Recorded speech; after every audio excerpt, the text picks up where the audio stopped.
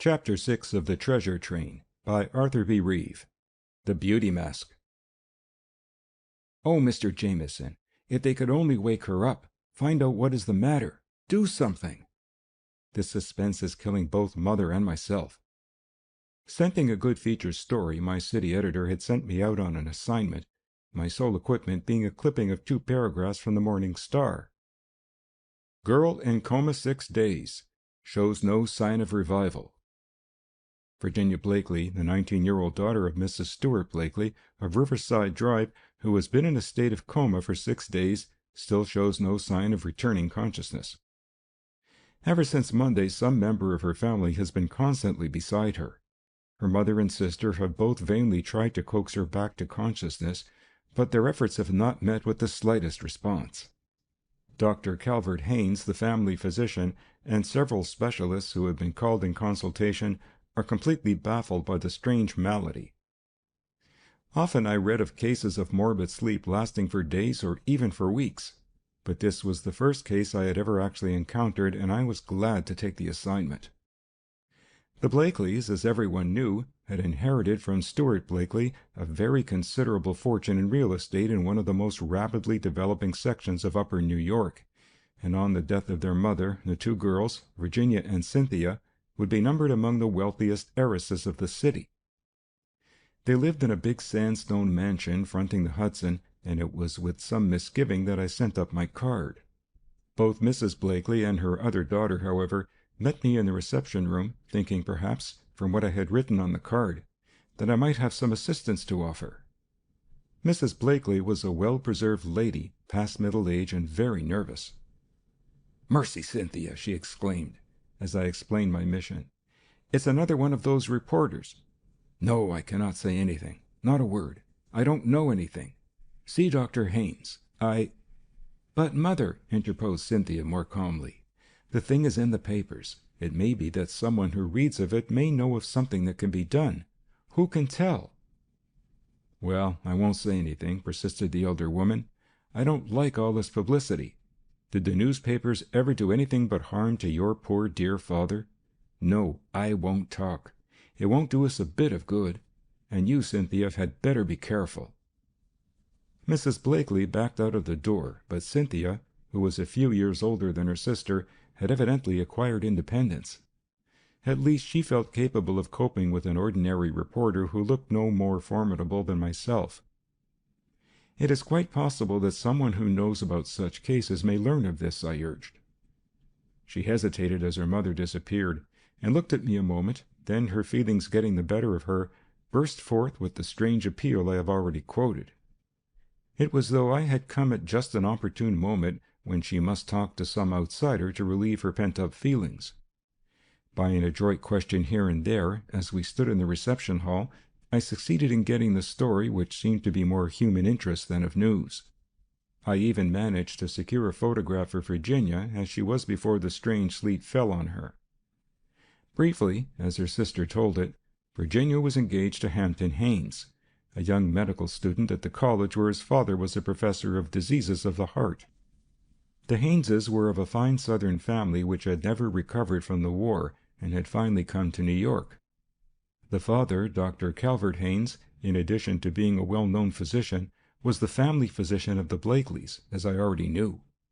"Twice the date of the marriage has been set, only to be postponed," added Cynthia Blakely. "We don't know what to do, and Hampton is frantic." "Then this is really the second attack of the morbid sleep?" I queried. "Yes, in a few weeks. Only the other wasn't so long, not more than a day." She said it in a hesitating manner which I could not account for. Either she thought there might be something more back of it, or she recalled her mother's aversion to reporters and did not know whether she was saying too much or not. "Do you really fear that there is something wrong?" I asked significantly, hastily choosing the former explanation. Cynthia Blakely looked quickly at the door through which her mother had retreated. I don't know," she replied tremulously. "I don't know why I am talking to you. I'm so afraid, too, that the newspapers may say something that isn't true." "You would like to get at the truth if I promised to hold the story back?" I persisted, catching her eye. "Yes," she answered in a low tone, "but—" then stopped. I will ask my friend Professor Kennedy at the university to come here, I urged. You know him? She asked eagerly. He will come? Without a doubt, I reassured, waiting for her to say no more, but picking up the telephone receiver on a stand in the hall. Fortunately, I found Craig at his laboratory, and a few hasty words were all that was necessary to catch his interest. I must tell Mother, Cynthia cried excitedly, as I hung up the receiver. Surely she cannot object to that. Will you wait here? As I waited for Craig, I tried to puzzle the case out for myself. Though I knew nothing about it as yet, I felt sure that I had not made a mistake and that there was some mystery here. Suddenly I became aware that the two women were talking in the next room, though too low for me to catch what they were saying. It was evident, however, that Cynthia was having some difficulty in persuading her mother that everything was all right. Well, Cynthia, I heard her mother say finally as she left the room for one farther back, I hope it will be all right. That is all I can say. What was it that Mrs. Blakely so feared? Was it merely the unpleasant notoriety? One could not help the feeling that there was something more that she suspected, perhaps knew, but would not tell. Yet apparently it was aside from her desire to have her daughter restored to normal. She was at sea herself, I felt. Poor dear mother, murmured Cynthia, rejoining me in a few moments. She hardly knows just what it is she does want, except that we want Virginia well again. We had not long to wait for Craig. What I had told him over the telephone had been quite enough to arouse his curiosity. Both Mrs. Blakely and Cynthia met him, at first a little fearfully, but quickly reassured by his manner as well as my promise to see that nothing appeared in the star which would be distasteful. Oh, if someone could only bring back our little girl, cried Mrs. Blakely, with suppressed emotion, leading the way with her daughter upstairs. It was only for a moment that I could see Craig alone to explain the impressions I had received, but it was enough. I'm glad you called me, he whispered. There is something queer. We followed them up to the dainty bedroom in flowered enamel where Virginia Blakely lay, and it was then, for the first time, that we saw her. Kennedy drew a chair up beside the little white bed and went to work almost as though he had been a physician himself. Partly from what I observed myself and partly from what he told me afterward, I shall try to describe the peculiar condition in which she was. She lay there lethargic, scarcely breathing. Once she had been a tall, slender, fair girl with a sort of wild grace. Now she seemed to be completely altered. I could not help thinking of the contrast between her looks now and the photograph in my pocket. Not only was her respiration slow, but her pulse was almost imperceptible, less than 40 a minute. Her temperature was far below normal, and her blood pressure low. Once she had seemed fully a woman, with all the strength and promise of precocious maturity. But now there was something strange about her looks. It is difficult to describe. It was not that she was no longer a young woman, but there seemed to be something almost sexless about her. It was as though her secondary sex characteristics were no longer feminine, but, for want of a better word, neuter. Yet, strange to say, in spite of the lethargy which necessitated at least some artificial feeding, she was not falling away. She seemed, if anything, plump. To all appearances there was really a retardation of metabolism connected with the trance-like sleep. She was actually gaining in weight. As he noted one of these things after another, Kennedy looked at her long and carefully. I followed the direction of his eyes. Over her nose, just a trifle above the line of her eyebrows, was a peculiar red mark, a sore, which was very disfiguring, as though it were hard to heal. "What is that?" he asked Mrs. Blakely finally. "I don't know," she replied slowly. "We've all noticed it. It came just after the sleep began." "You have no idea what could have caused it?" Both Virginia and Cynthia had been going to a face specialist, she admitted, to have their skins treated for freckles. After the treatment, they wore masks, which were supposed to have some effect on the skin. I don't know. Could it be that? Kennedy looked sharply at Cynthia's face. There was no red mark over her nose, but there were certainly no freckles on either of the girls' faces now either. "Oh, Mother," remonstrated Cynthia. "It couldn't be anything Dr. Chappelle did." "Dr. Chappelle?" repeated Kennedy. "Yes, Dr. Carl Chappelle," replied Mrs. Blakely. "Perhaps you have heard of him. He is quite well known, has a beauty parlor on Fifth Avenue. He—" "It's ridiculous," cut in Cynthia sharply. Why, my face was worse than Virgie's. "Carr, he said it would take longer." I had been watching Cynthia, but it needed only to have heard her to see that Dr. Chappelle was something more than a beauty specialist to her. Kennedy glanced thoughtfully from the clear skin of Cynthia to the red mark on Virginia. Though he said nothing, I could see that his mind was on it. I had heard of the beauty doctors who promised to give one a skin as soft and clear as a baby's, and often, by their inexpert use of lotions and chemicals, succeed in ruining the skin and disfiguring the patient for life. Could this be a case of that sort? Yet how explain the apparent success with Cynthia? The elder sister, however, was plainly vexed at the mention of the beauty doctor's name at all, and she showed it. Kennedy made a mental note of the matter, but refrained from saying any more about it. "I suppose there is no objection to my seeing Dr. Haynes?" asked Kennedy, rising and changing the subject. "None whatever," returned Mrs. Blakely. "If there's anything you or he can do to bring Virginia out of this, anything safe, I want it done," she emphasized. Cynthia was silent as we left. Evidently, she had not expected Dr. Chappelle's name to be brought into the case. We were lucky in finding Dr. Haynes at home, although it was not the regular time for his office hours. Kennedy introduced himself as a friend of the Blakeleys, who had been asked to see that I made no blunders in writing the story for the Star. Dr. Haynes did not question the explanation. He was a man well on toward the 60s, with that magnetic quality that inspires the confidence so necessary for a doctor. Far from wealthy, he had attained a high place in the profession. As Kennedy finished his version of our mission, Dr. Haynes shook his head with a deep sigh. "You can understand how I feel toward the Blakeleys," he remarked at length. "I should consider it unethical to give an interview under any circumstances, much more so under the present." "Still," I put in, taking Kennedy's cue, "just a word to set me straight can't do any harm. I won't quote you directly." He seemed to realize that it might be better to talk carefully than to leave all to my imagination.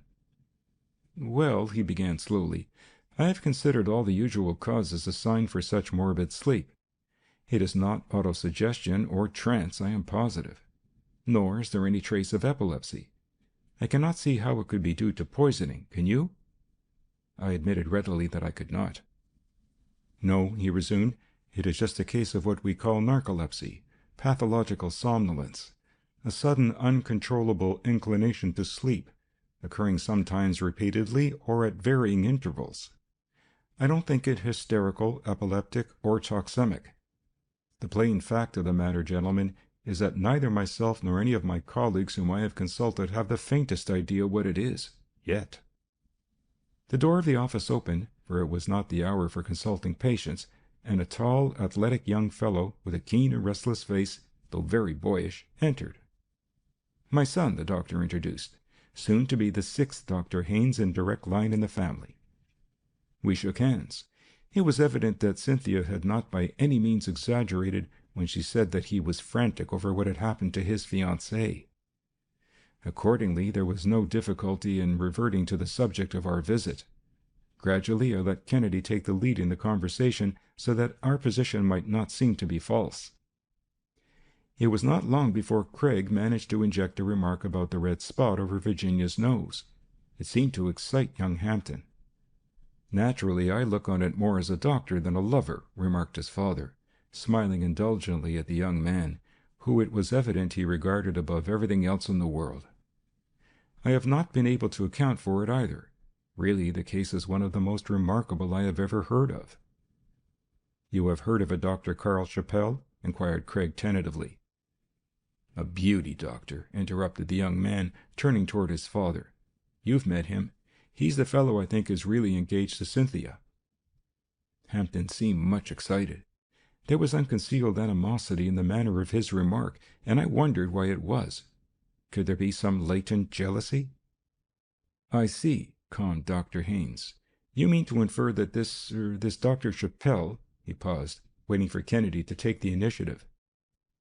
"I suppose you've noticed over Miss Blakely's nose a red sore?" hazarded Kennedy. "Yes," replied Dr. Haynes, "rather refractory, too." "I—" "Say," interrupted Hampton, who by this time had reached a high pitch of excitement. "Say, do you think it could be any of his confounded nostrums back of this thing?" "Careful, Hampton," cautioned the elder man. "I'd like to see him," pursued Craig to the younger. "You know him?"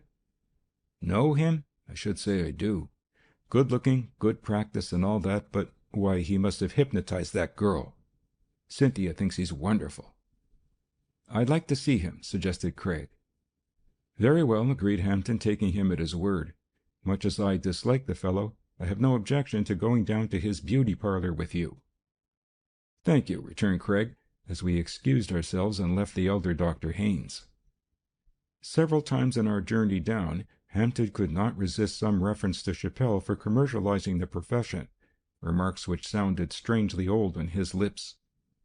Chappell's office, we found, was in a large building on Fifth Avenue in the new shopping district, where hundreds of thousands of women passed almost daily.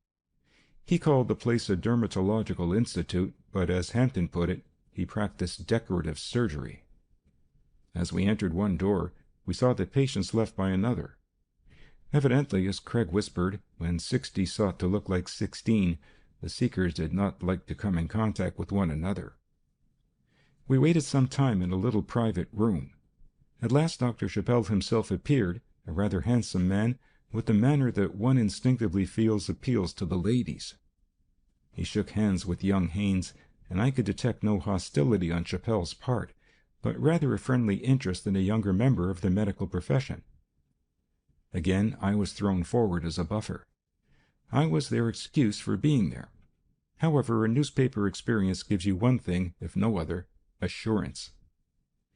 "I believe you have a patient, a Miss Virginia Blakely," I ventured. "Miss Blakely? Oh, yes, and her sister also." The mention of the names was enough. I was no longer needed as a buffer. "Chappell," blurted out Hampton, "you must have done something to her when you treated her face. There's a little red spot over her nose that hasn't healed yet." Kennedy frowned at the impetuous interruption, yet it was perhaps the best thing that could have happened. "So," returned Chappell, drawing back and placing his head on one side as he nodded it with each word, "you think I've spoiled her looks? Aren't the freckles gone?" "Yes," retorted Hampton bitterly, "but on her face is this new disfigurement." "That?" shrugged Chappell. "I know nothing of that, nor of the trance. I have only my specialty." Calm though he appeared outwardly, one could see that Chappell was plainly worried. Under the circumstances, might not his professional reputation be at stake? What if a hint like this got abroad among his rich clientele? I looked about his shop and wondered just how much of a faker he was. Once or twice I had heard of surgeons who had gone legitimately into this sort of thing, but the common story was that of the swindler, or worse. I had heard of scores of cases of good looks permanently ruined, seldom of any benefit. Had Chappell ignorantly done something that would leave its scar forever? Or was he one of the few who were honest and careful? Whatever the case, Kennedy had accomplished his purpose. He had seen Chappell. If he were really guilty of anything, the chances were all in favor of his betraying it by trying to cover it up. Deftly suppressing Hampton, we managed to beat a retreat without showing our hands any further. Snorted Hampton, as we rode down in the elevator and hopped on a bus to go uptown. "Gave up legitimate medicine and took up this beauty doctoring. It's unprofessional, I tell you. Why, he even advertises." We left Hampton and returned to the laboratory, though Craig had no present intention of staying there. His visit was merely for the purpose of gathering some apparatus, which included a Crookes tube, carefully packed, a rheostat, and some other paraphernalia which we divided. A few moments later we were on our way again to the Blakely mansion. No change had taken place in the condition of the patient, and Mrs. Blakely met us anxiously. Nor was the anxiety wholly over her daughter's condition, for there seemed to be an air of relief when Kennedy told her that we had little to report. Upstairs in the sick room, Craig set silently to work, attaching his apparatus to an electric light socket from which he had unscrewed the bulb. As he proceeded, I saw that it was, as I had surmised, his new X-ray photographing machine which he had brought. Carefully, from several angles, he took photographs of Virginia's head, then, without saying a word, packed up his kit and started away. We were passing down the hall after leaving Mrs. Blakely when a figure stepped out from behind a portiere. It was Cynthia, who had been waiting to see us alone. "You don't think Dr. Chappelle had anything to do with it?" she asked in a hoarse whisper. "Then Hampton Haynes has been here?" avoided Kennedy. "Yes," she admitted, as though the question had been quite logical. "He told me of your visit to Carl." There was no concealment now of her anxiety. Indeed, I saw no reason why there should be. It was quite natural that the girl should worry over her lover if she thought there was even a haze of suspicion in Kennedy's mind. "Really, I have found out nothing yet," was the only answer Craig gave, from which I readily deduced that he was well satisfied to play the game by pitting each against all, in the hope of gathering here and there a bit of truth. "As soon as I find out anything, I shall let you and your mother know. And you must tell me everything, too." He paused to emphasize the last words, then slowly turned again toward the door. From the corner of my eye, I saw Cynthia take a step after him, pause, then take another. "Oh, Professor Kennedy," she called. Craig turned. "There's something I forgot," she continued. "There's something wrong with Mother." She paused, then resumed. "Even before Virginia was taken down with this illness, I saw a change. She is worried. Oh, Professor Kennedy, what is it? We have all been so happy, and now, Virgie, Mother, all I have in the world. What shall I do?" "Just what do you mean?" asked Kennedy gently. "I don't know. Mother has been so different lately, and now every night she goes out." "Where?" encouraged Kennedy, realizing that his plan was working. "I don't know. If she would only come back looking happier." She was sobbing convulsively over she knew not what. "Miss Blakely," said Kennedy, taking her hand between both of his, "only trust me. If it is in my power, I shall bring you all out of this uncertainty that haunts you." She could only murmur her thanks as we left. "It is strange," ruminated Kennedy, as we sped across the city again to the laboratory. "We must watch Mrs. Blakely." That was all that was said. Although I had no inkling of what was back of it all, I felt quite satisfied at having recognized the mystery even on stumbling on it as I had. In the laboratory, as soon as he could develop the sciagraphs he had taken, Kennedy began a minute study of them. It was not long before he looked over at me with the expression I had come to recognize when he found something important. I went over and looked at the radiograph which he was studying. To me it was nothing but successive gradation of shadows, but to one who had studied röntgenography as Kennedy had, each minute gradation of light and shade had its meaning. "You see," pointed out Kennedy, tracing along one of the shadows with a fine-pointed pencil, and then along a corresponding position on another standard sciagraph which he already had, "there is a marked diminution in the size of the cella turcica, as it is called. Yet there is no evidence of a tumor." For several moments he pondered deeply over the photographs. "And it is impossible to conceive of any mechanical pressure sufficient to cause such a change," he added. Unable to help him on the problem, whatever it might be, I watched him pacing up and down the laboratory. "I shall have to take that picture over again, under different circumstances," he remarked, finally pausing and looking at his watch. "Tonight we must follow this clue which Cynthia has given us. Call a cab, Walter." We took a stand down the block from the Blakely mansion, near a large apartment, where the presence of a cab would not attract attention. If there is any job I despise, it is shadowing. One must keep his eyes riveted on a house, for once let the attention relax, and it is incredible how quickly anyone may get out and disappear. Our vigil was finally rewarded when we saw Mrs. Blakely emerge and hurry down the street. To follow her was easy, for she did not suspect that she was being watched, and went afoot. On she walked, turning off the drive and proceeding rapidly toward the region of cheap tenements. She paused before one, and as our cab cruised leisurely past, we saw her press a button, the last on the right-hand side, enter the door, and start up the stairs. Instantly, Kennedy signaled our driver to stop, and together we hopped out and walked back, cautiously entering the vestibule. The name in the letterbox was Mrs. Reba Reinhardt. What could it mean? Just then another cab stopped up the street, and as we turned to leave the vestibule, Kennedy drew back. It was too late, however, not to be seen. A man had just alighted, and in turn had started back, also realizing that it was too late. It was Chappelle. There was nothing to do but to make the best of it. Shadowing the shadowers? Queried Kennedy, keenly watching the play of his features under the arc light of the street.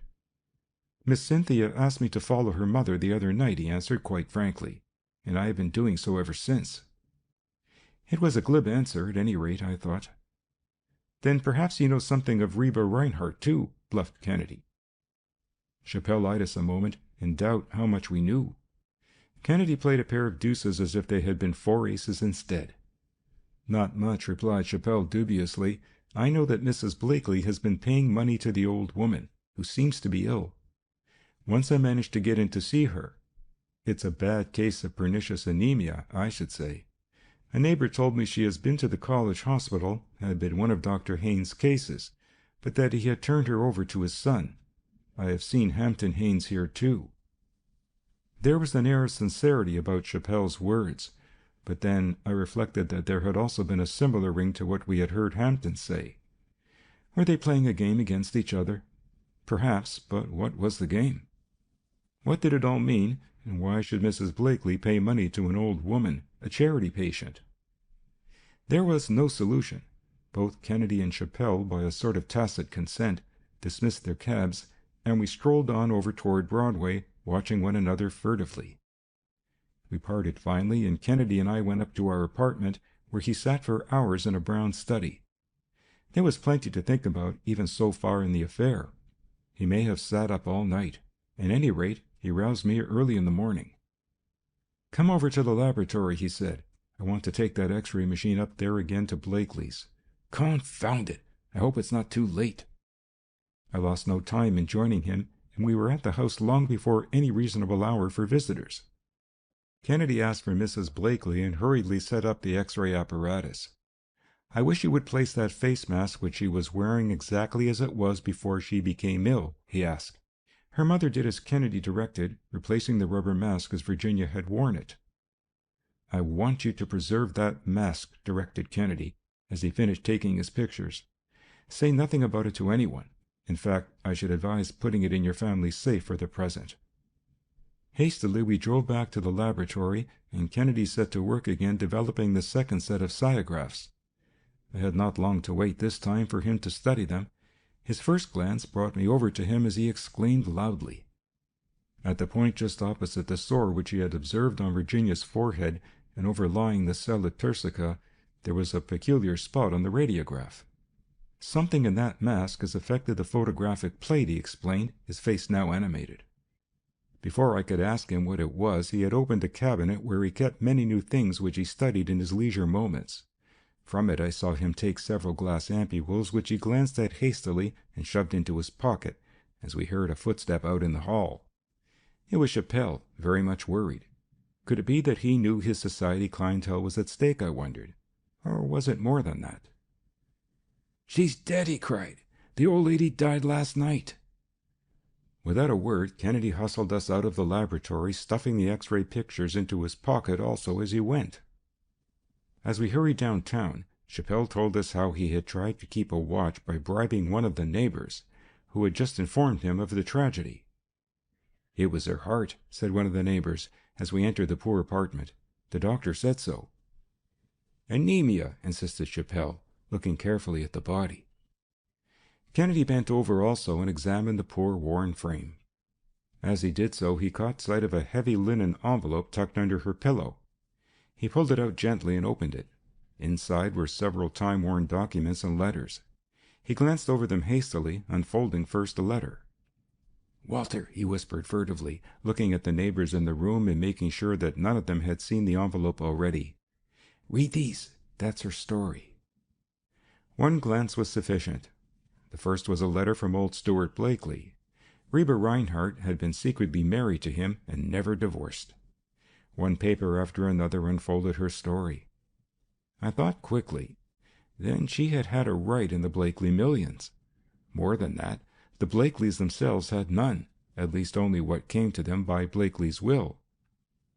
I read on to see what, if any, contest she had intended to make. And as I read, I could picture old Stuart Blakely to myself, strong, direct, unscrupulous, A man who knew what he wanted and got it. Dominant, close-mouthed, mysterious. He had understood and estimated the future of New York. On that, he had founded his fortune. According to the old lady's story, the marriage was a complete secret. She had demanded marriage when he had demanded her. He had pointed out the difficulties. The original property had come to him and would remain in his hands only on condition that he married one of his own faith. She was not of the faith and declined to become so. There had been other family reasons also. They had been married with the idea of keeping it secret until he could arrange his affairs so that he could safely acknowledge her. It was, according to her story, a ruse. When she demanded recognition, he replied that the marriage was invalid, that the minister had been unfrocked before the ceremony. She was not in law his wife and had no claim, he asserted. But he agreed to compromise in spite of it all. If she would go west and not return or intrude, he would make a cash settlement. Disillusioned, she took the offer and went to California. Somehow he understood that she was dead. Years later he married again. Meanwhile she had invested her settlement, had prospered, had even married herself, thinking the first marriage void. Then her second husband died and evil times came. Blakely was dead, but she came east. Since then she had been fighting to establish the validity of the first marriage and hence her claim to dower rights. It was a moving story. As we finished reading, Kennedy gathered the papers together and took charge of them. Taking Chappelle, who by this time was in a high state of excitement over both the death and the discovery, Kennedy hurried to the Blakely mansion, stopping only long enough to telephone to Dr. Haynes and his son. Evidently the news had spread. Cynthia Blakely met us in the hall, half frightened yet much relieved. "Oh, Professor Kennedy," she cried. "I don't know what it is, but Mother seems so different. What is it all about?" As Kennedy said nothing, she turned to Chappelle, whom I was watching narrowly. "What is it, Carl?" she whispered. I can't tell," he whispered back guardedly. Then, with an anxious glance at the rest of us, "Is your sister any better?" Cynthia's face clouded. Relieved though she was about her mother, there was still that horror for Virginia. "Come," I interrupted, not wishing to let Chappelle get out of my sight, yet wishing to follow Kennedy, who had dashed upstairs. I found Craig already at the bedside of Virginia. He had broken one of the ampules and was injecting some of the extract in it into the sleeping girl's arm. Mrs. Blakely bent over eagerly as he did so. Even in her manner she was changed. There was anxiety for Virginia yet, but one could feel that a great weight seemed to be lifted from her. So engrossed was I in watching Kennedy that I did not hear Dr. Haynes and Hampton enter. Chappelle heard, however, and turned. For a moment he gazed at Hampton. Then, with a slight curl of the lip, he said in a low tone, "Is it strictly ethical to treat a patient for disease of the heart when she is suffering from anemia, if you have an interest in the life and death of the patient?" I watched Hampton's face closely. There was indignation in every line of it, but before he could reply, Dr. Haynes stepped forward. "My son was right in the diagnosis," he almost shouted, shaking a menacing finger at Chappelle. "To come to the point, sir, explain that mark on Miss Virginia's forehead." "Yes," demanded Hampton, also taking a step toward the beauty doctor. "Explain it, if you dare." Cynthia suppressed a little cry of fear. For a moment I thought that the two young men would forget everything in the heat of their feelings. "Just a second," interposed Kennedy, quickly stepping between them. "Let me do the talking." There was something commanding about his tone as he looked from one to the other of us. "The trouble with Miss Virginia," he added deliberately, "seems to lie in one of what the scientists have lately designated the endocrine glands, in this case the pituitary. My X-ray pictures show that conclusively. Let me explain for the benefit of the rest. The pituitary is an oval glandular body composed of two lobes and a connecting area, which rest in the sella turcica, enveloped by a layer of tissue about under this point." He indicated the red spot on her forehead as he spoke. "It is, as the early French surgeons called it, l'organe énigmatique. The ancients thought it discharged the pituita, or mucus, into the nose. Most scientists of the past century asserted that it was a vestigial relic of prehistoric usefulness. Today we know better. One by one the functions of the internal secretions are being discovered. Our variously acquired bits of information concerning the ductless glands lie before us like the fragments of a modern picture puzzle. And so I may tell you, in connection with recent experimental studies of the role of the pituitary, Dr. Cushing and other collaborators at Johns Hopkins have noticed a marked tendency to pass into a profoundly lethargic state when the secretion of the pituitary is totally or nearly so removed. Kennedy now had every eye riveted on him as he deftly led the subject straight to the case of the poor girl before us. This, he added, with a wave of his hand toward her, is much like what is called the Froelich syndrome, the lethargy, the subnormal temperature, slow pulse and respiration, lowered blood pressure and insensitivity, the growth of fat, and the loss of sex characteristics. It has a name, dystrophia adiposogenitalis. He nodded to Dr. Haynes, but did not pause. This case bears a striking resemblance to the pronounced natural somnolence of hibernation. An induced hypopituitarism, underactivity of the gland, produces a result just like natural hibernation. Hibernation has nothing to do with winter or with food primarily. It is connected in some way with this little gland under the forehead. As the pituitary secretion is lessened, the blocking action of the fatigue products in the body becomes greater and morbid somnolence sets in. There is a high tolerance of carbohydrates which are promptly stored as fat. I am surprised, Dr. Haynes, that you did not recognize the symptoms. A murmur from Mrs. Blakely cut short Dr. Haynes' reply. I thought I noticed a movement of the still face on the white bed. "Virgie! Virgie!" called out Mrs. Blakely, dropping on her knee beside her daughter. "I'm here, Mother." Virginia's eyes opened ever so slightly. Her face turned just an inch or two. She seemed to be making a great effort, but it lasted only a moment. Then she slipped back into the strange condition that had baffled skilled physicians and surgeons for nearly a week. "The sleep is being dispelled," said Kennedy, quietly placing his hand on Mrs. Blakely's shoulder. "It is a sort of semi-consciousness now, and the improvement should soon be great." "And that?" I asked, touching the empty ampule from which he had injected the contents into her. "Pituitrin, the extract of the anterior lobe of the pituitary body. Someone who had an object in removing her temporarily probably counted on restoring her to her former blooming womanhood by pituitrin, and by removing the cause of the trouble." Kennedy reached into his pocket and drew forth the second X-ray photograph he had taken. "Mrs. Blakely, may I trouble you to get that beauty mask which your daughter wore?" Mechanically, Mrs. Blakely obeyed.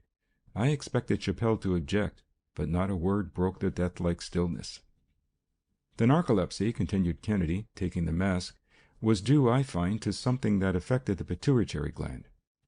I have here a photograph of her taken when she was wearing the mask." He ran his finger lightly over the part just above the eyes. "Feel that little lump, Walter," he directed.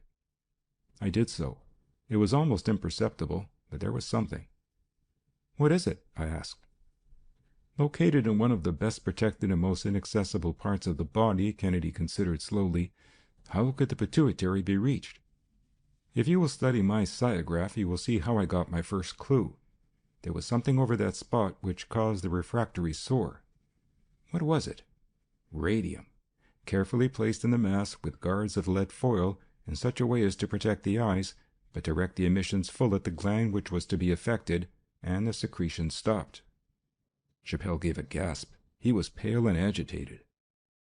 "Some of you have already heard of Reeve Reinhardt," shot out Kennedy, suddenly changing the subject. Mrs. Blakely could not have been more astounded if a bomb had dropped before her. Still kneeling before Virginia's bed, she turned her startled face at Kennedy, clasping her hands in appeal.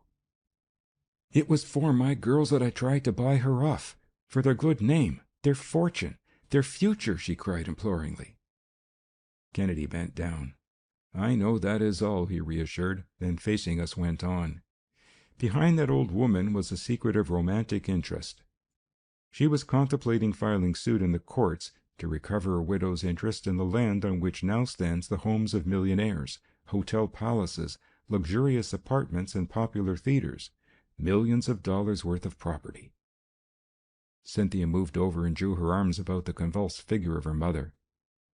"Someone else knew of this old marriage of Stuart Blakely," proceeded Kennedy, "knew of Reeve Reinhardt, knew that she might die at any moment. But until she died, none of the Blakeleys could be entirely sure of their fortune. It flashed over me that Chappell might have conceived the whole scheme, seeking to gain the entire fortune for Cynthia. Who was interested enough to plot this postponement of the wedding until the danger to the fortune was finally removed? I caught sight of Hampton Haynes, his eyes riveted on the face on the bed before us. Virginia stirred again. This time her eyes opened wider. As if in a dream, she caught sight of the face of her lover and smiled wanly. Could it have been Hampton? It seemed incredible. "The old lady is dead," pursued Kennedy tensely. "Her dower right died with her. Nothing could be gained by bringing her case back again, except to trouble the Blakeleys in what is rightfully theirs." Gathering up the beauty mask, the X-ray photographs, and the papers of Mrs. Reinhardt, Kennedy emphasized with them the words as he whipped them out suddenly. Postponing the marriage, at the possible expense of Chappell, until Reba Reinhardt was dead, and trusting to a wrong diagnosis and Hampton's inexperience as the surest way of bringing that result about quickly, it was your inordinate ambition for your son, Dr. Haynes, that led you on. I shall hold these proofs until Virginia Blakely is restored completely to health and beauty. End of chapter 6.